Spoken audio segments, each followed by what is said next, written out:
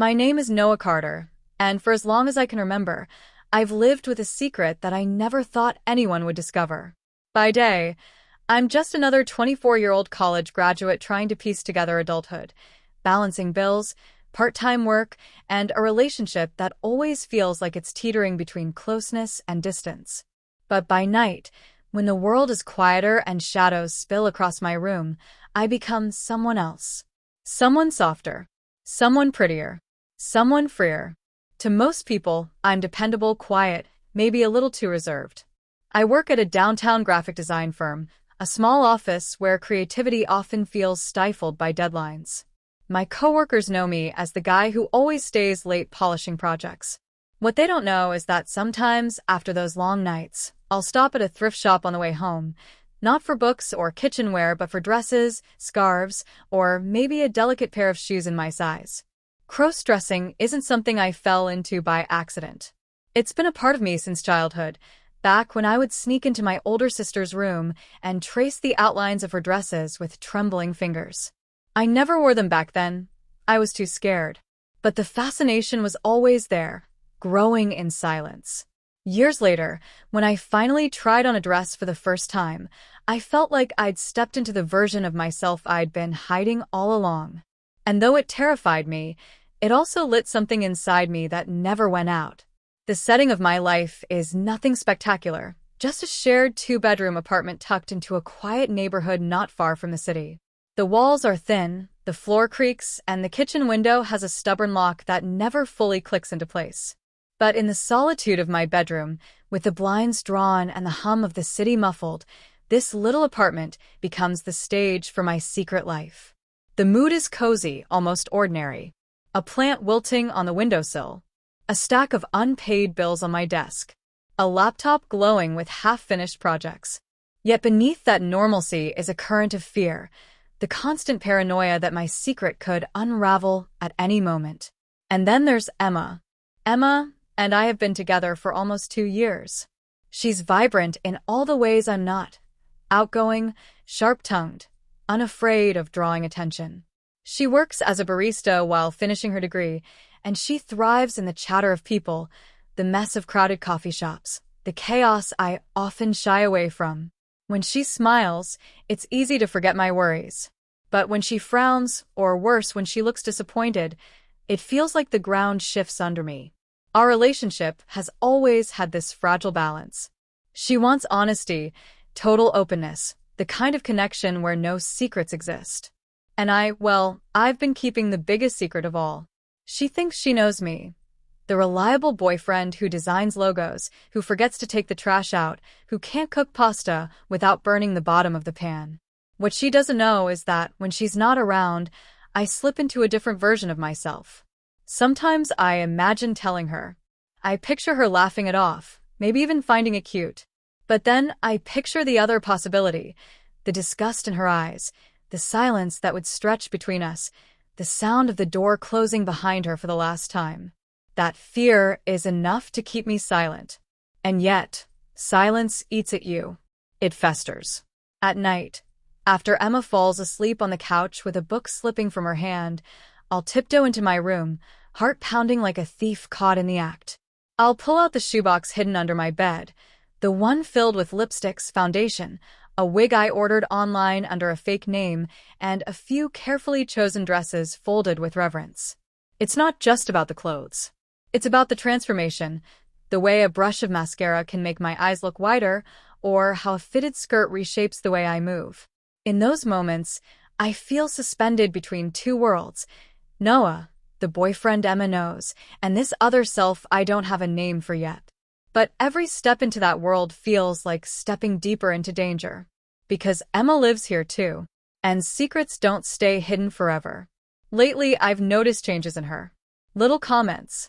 A raised eyebrow when she found a trace of foundation on the bathroom counter. A smirk when she joked, "You're taking longer in the bathroom than me these days." I laughed it off, of course, but my pulse had raced for hours after. That's the suspense I live with. Not the kind you see in movies with dark alleys and masked villains, but the kind that breathes down your neck in ordinary moments. The suspense of wondering if today is the day she notices the smudged lipstick tissue in the trash. If today is the day she asks me the one question I can't answer without tearing my whole world apart. The truth is, I love Emma. I don't want to lose her. But the other truth, the one I barely admit even to myself, is that I love the other version of me too. And sooner or later, those two truths are going to collide. The story really begins on an ordinary Thursday evening. Emma had late classes, which meant I had the apartment to myself for a few precious hours. The city outside buzzed with commuters rushing home, but in my little room, time slowed. I opened my closet, heart racing, and pulled out a dress I hadn't dared wear in weeks. Tonight, I told myself I'd be careful. Just an hour. Just enough to breathe. But what I didn't know was that Emma's plans had changed. And that night, my carefully guarded secret would begin to unravel in ways I could never have predicted. The hum of the apartment's old fridge was the only sound as I locked my bedroom door and leaned against it, exhaling slowly. My hands were already trembling, though I'd done this 100 times before. Maybe it was the thrill. Maybe it was the guilt. Maybe both. I opened the shoebox from beneath my bed like a treasure chest, revealing its carefully hidden contents. Lipsticks lined up like forbidden jewels, a foundation bottle nearly empty, a wig with long chestnut brown waves, and folded dresses, some thrifted, some bought online late at night when I convinced myself I could keep this secret forever. Tonight, I needed it more than ever. Work had been relentless, deadlines crushing. Emma had been distracted lately, buried in her studies and barely looking at me across the dinner table. The distance between us pressed down on me, and slipping into this other self felt like the only way to breathe again. Still, the fear never left. Every time I dressed up, I imagined Emma unlocking the front door early, her footsteps echoing down the hallway, her voice calling my name. The thought of her walking in and finding me, lipstick smeared, dress clinging to me, wig slipping, was enough to make my heart pound like a trapped bird. And yet, that same fear made it exhilarating. I set the shoebox on the bed and pulled out the black dress I'd chosen for tonight.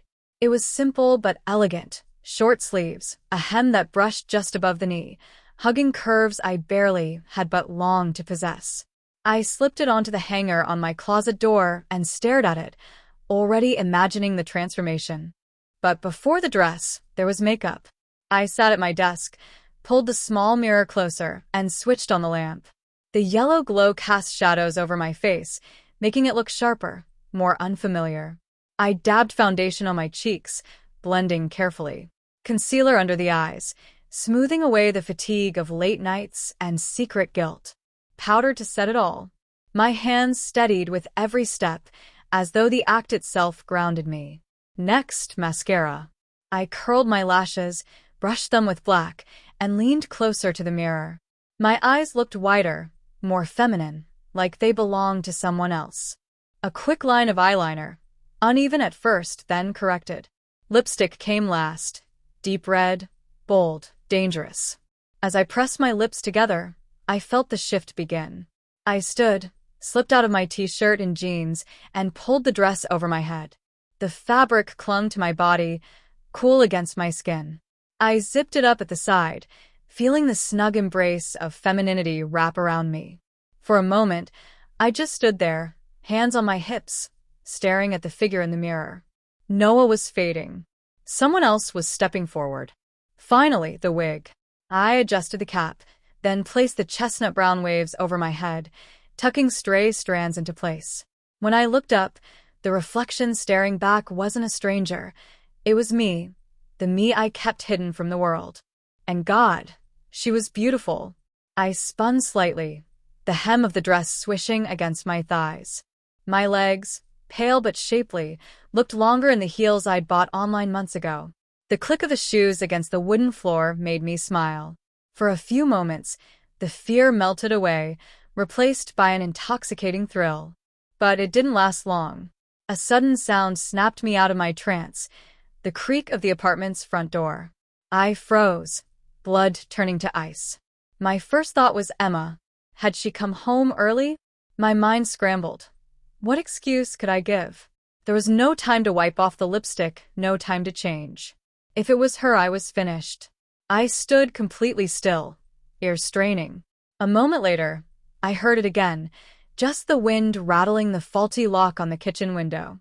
I let out a shaky laugh, my whole body trembling with adrenaline. "Get a grip, Noah," I whispered to myself, clutching the edge of the desk.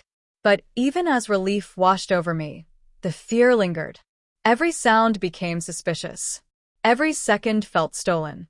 I moved cautiously through the apartment, dress swishing softly, heels clicking on the creaky floorboards.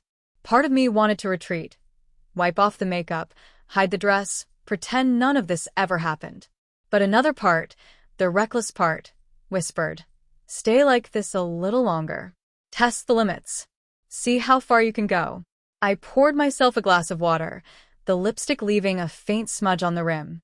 The sight made my stomach twist with both guilt and pride. This was evidence, proof of my secret life. If Emma saw it, everything could unravel. Still, I didn't wipe it away. Not yet. Back in my room, I stood before the mirror again. My reflection stared back with a confidence I didn't recognize. My movements were different now, hips swaying, shoulders relaxed, hands more delicate. It wasn't just an act. It was as though slipping into the dress unlocked something buried deep inside. But that's when the voice in my head grew louder. What if she finds out? What if she thinks you're disgusting?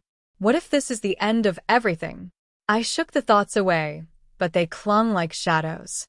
I thought back to Emma's comments over the past few weeks. The way she teased me about the bathroom. The night she picked up my laundry and asked, half joking, "Are these mine?" when she held up a pair of lace panties I'd hidden badly. I'd laughed nervously, said they were from an old Halloween prank. She hadn't looked convinced. Was she already suspicious? Did she know more than she let on? The thought made my pulse race. If she did know, was she waiting for me to confess? Or was she testing me, letting the rope tighten until I had no choice but to reveal myself? I sat on the bed, fingers gripping the hem of my dress, and stared at the door. Part of me wanted her to come home right now, to see me like this, to end the torment of secrecy. But the other part, the terrified, fragile part, knew that if she did, I might lose her forever. The clock ticked on, every second amplifying the suspense. I wandered into the living room, still dressed, still painted in lipstick and mascara. The couch where Emma usually sat felt different beneath me, like I was trespassing. Her blanket lay crumpled on one end, and I pulled it over my lap, hiding the dress even though no one was there to see. The air was thick with the possibility of discovery. Then my phone buzzed. It was a text from Emma. "Class got out early. Be home soon. Want me to grab dinner on the way?" My blood turned cold. I glanced at the clock. She could be here in 15 minutes. Maybe 10. I shot up from the couch, panic flooding me. There was no time to waste. I rushed back to my room, nearly tripping over the heels, yanking the wig off and tossing it onto the bed. Lipstick smeared as I scrubbed at my mouth with tissues, foundation staining the fabric. The dress clung stubbornly as I fumbled with the zipper, cursing under my breath. Every second felt like a countdown to disaster. Finally, I pulled on my jeans and t-shirt, stuffing the dress back into the shoebox, slamming the lid shut. My reflection in the mirror was a mess, lipstick smudges, eyeliner smeared, hair disheveled. I grabbed a damp cloth, scrubbing at my face until my skin burned. The sound of a key turning in the front door echoed through the apartment. I froze, breath caught in my throat. Emma was home. I grabbed the tissue and shoved it deep into my pocket, scrubbing the counter with frantic hands. My reflection in the mirror was still damning, lashes slightly darker than they should have been, faint redness on my cheeks where I'd overscrubbed. I splashed cold water on my face, wiping until my skin stung, until I was sure no trace of who I'd been 15 minutes earlier remained. The sound of Emma's footsteps in the hallway made me jump. "You alive in there?" She called through the door, amusement in her voice. "Yeah, just, washing up," I said, my voice too quick, too thin. I stuffed the tissues into the trash, buried beneath paper towels, then forced myself to breathe. When I finally unlocked the door and stepped out, Emma was leaning against the wall, arms crossed, studying me with those sharp green eyes that always saw too much. "You're acting weird," she said. I tried to laugh, but it came out strained. "Am I? Just tired." Her gaze lingered a moment before she shook her head and walked past me into the bathroom.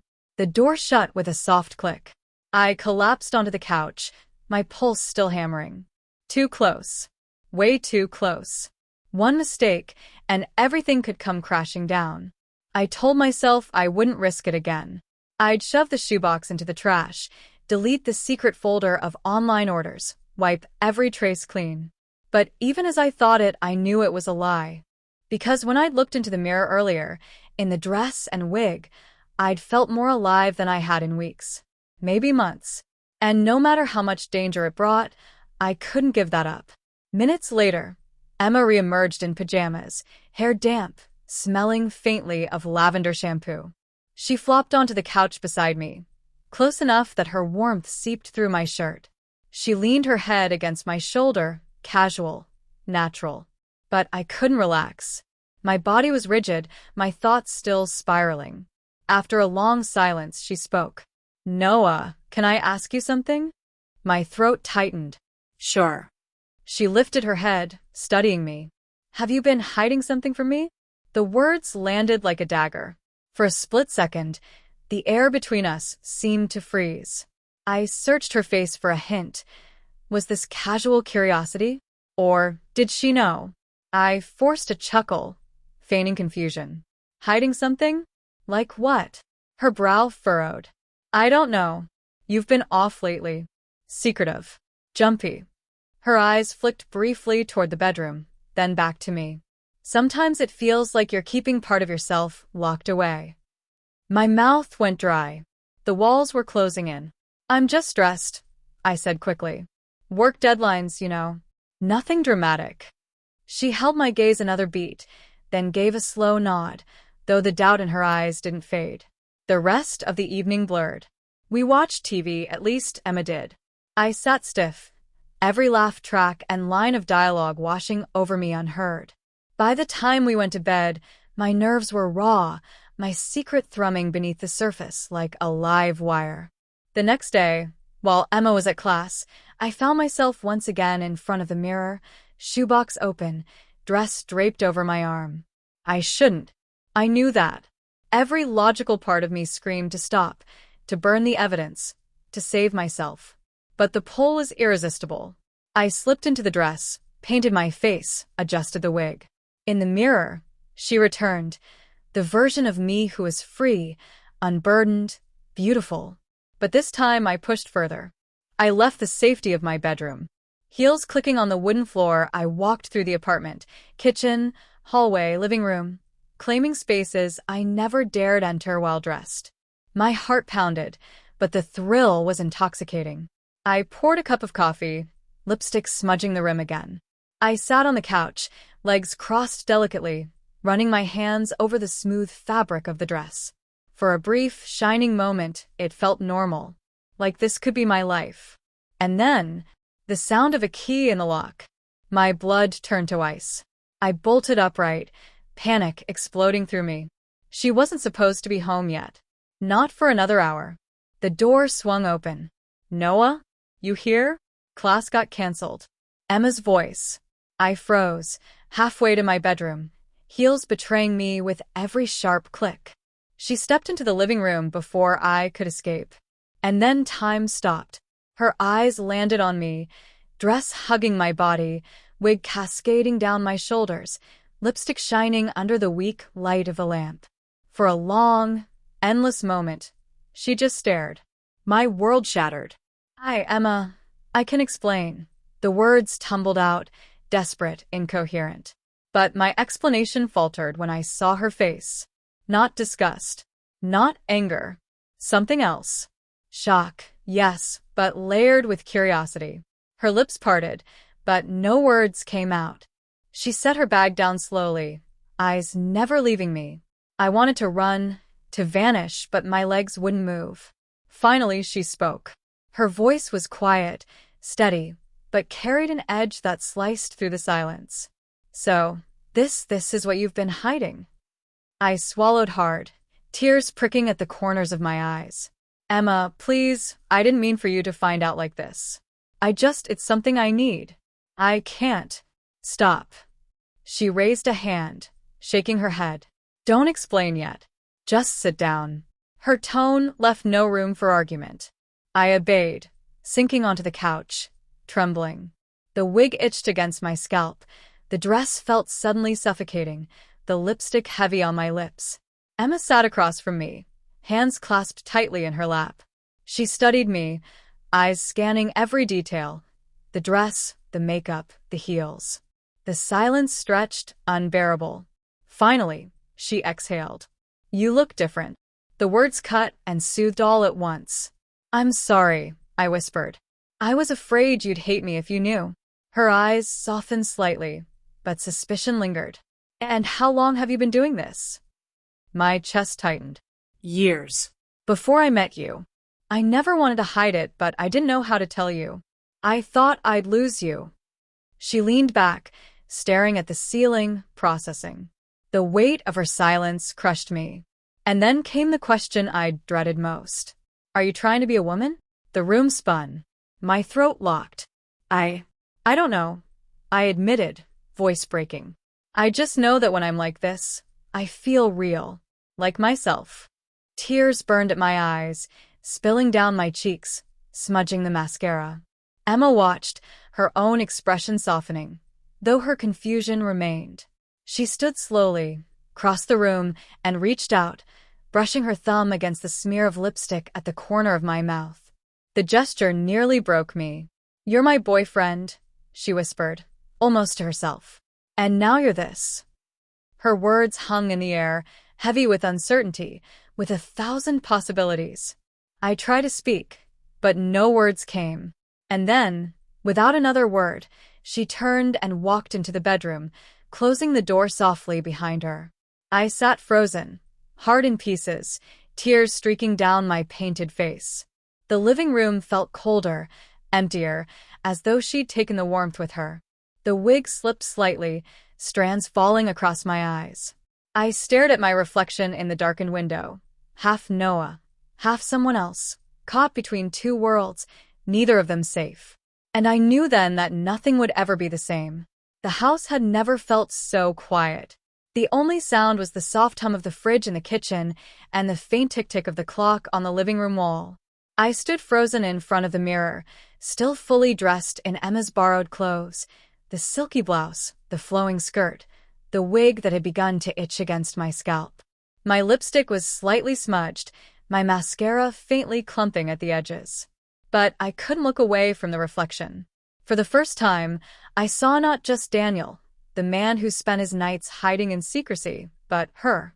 The version of me that I'd been too afraid to acknowledge. She looked vulnerable. She looked beautiful. She looked alive. But then I heard it. The sound of keys jingling in the lock. My heart stopped. Emma. No. She wasn't supposed to be home yet. She had a late shift. She had texted me earlier saying she'd be busy until 10. I scrambled for my phone, thinking maybe I misread the time, but it was useless. The sound of the door creaking open echoed through the hallway. Daniel?